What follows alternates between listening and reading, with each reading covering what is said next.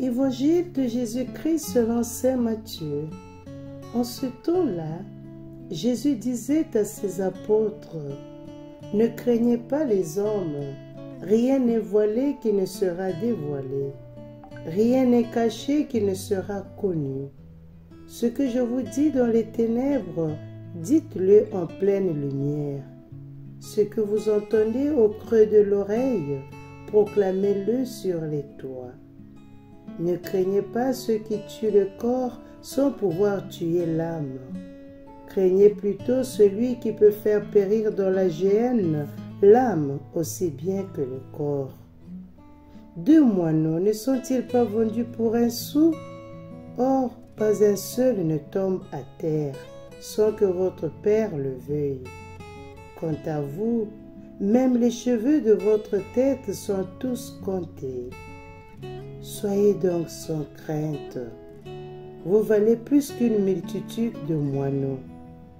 Quiconque se déclarera pour moi devant les hommes, moi aussi je me déclarerai pour lui devant mon Père qui est aux cieux. Mais celui qui me régnera devant les hommes, moi aussi je le régnerai devant mon Père qui est aux cieux. Acclamons la parole de Dieu. Louange à toi, Seigneur Jésus.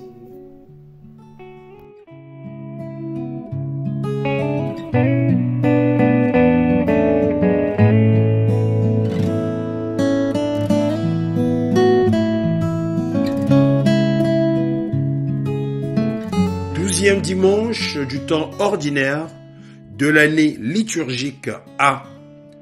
Chers frères et sœurs, très chers abonnés de 3 minutes d'évangile partout où vous êtes, bonjour. Nous venons d'écouter l'évangile aujourd'hui qui nous invite à témoigner du Seigneur devant les hommes et le monde. Tous ceux qui accueillent dans leur cœur la parole de vie, l'évangile, le précieux secret, c'est-à-dire Jésus qui habite au plus profond de la personne, sont appelés à témoigner. Et il y a des ennemis extérieurs qui se révèlent être des persécuteurs qui ne voudraient pas que nous communiquions la vérité de Jésus que nous avons en nous. Mais attention, les vrais ennemis du témoignage ne sont pas ceux de l'extérieur, mais ceux de l'intérieur. Ces tentations qui surgissent du cœur, ces attitudes idolâtres, c'est-à-dire qui posent des conditions et des compromis auxquels nous cédons. Les ennemis du dehors sont en fait des occasions de mettre en pratique l'évangile, de montrer sa fidélité au royaume de Dieu. Au passage important, l'annonce de la parole est une tâche qui transcende le disciple. Celui qui commence à parler avec foi de Jésus sait que sa vie est sous la puissance de l'Esprit Saint. Il ne peut pas se soustraire à la vocation qui lui est confiée. Il n'agit pas par devoir, mais comme le prophète Jérémie, il lutte pour faire resplendir cette présence de Dieu qui est déjà en lui et qui le fascine complètement. Il s'agit donc de ne pas craindre ceux qui tuent le corps, qui interrompent la vie terrestre, mais qui, en vérité, ne peuvent pas enlever la vraie vie. La seule crainte à exercer est celle comprise comme don de l'esprit. C'est le respect du Seigneur, parce que lui seul peut décider non seulement de la vie terrestre, mais aussi de la vraie vie, c'est-à-dire du sens que nous donnons à la vie par nos décisions, chers frères et sœurs. La vie est donc un choix, avec Jésus, pour Jésus. Sinon, elle n'est qu'un déchet que l'on jette dans la vallée de la géhenne, vallée à laquelle Jésus se réfère métaphoriquement. Comment le Seigneur Jésus nous convainc-il de parcourir ce chemin de persécution, d'accepter que tout cela est possible?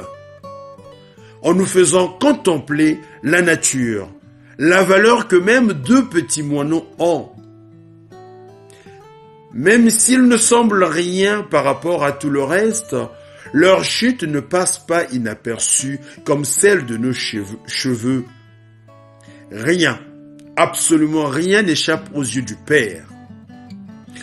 Il ne peut pas oublier combien il a créé. Dans cette contemplation naît la confiance qui chasse la peur. Dieu nous voit comme un père qui nous regarde toujours avec amour et ne nous abandonne jamais, même quand nous tombons. En tant que disciples de Jésus, nous pouvons être persécutés et mis à mort.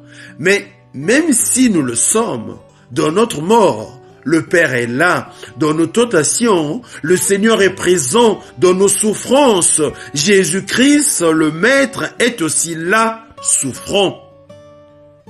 Reconnaître Jésus devant les hommes doit se faire avec douceur, sans arrogance et sans vantardise, mais aussi à ce prix élevé.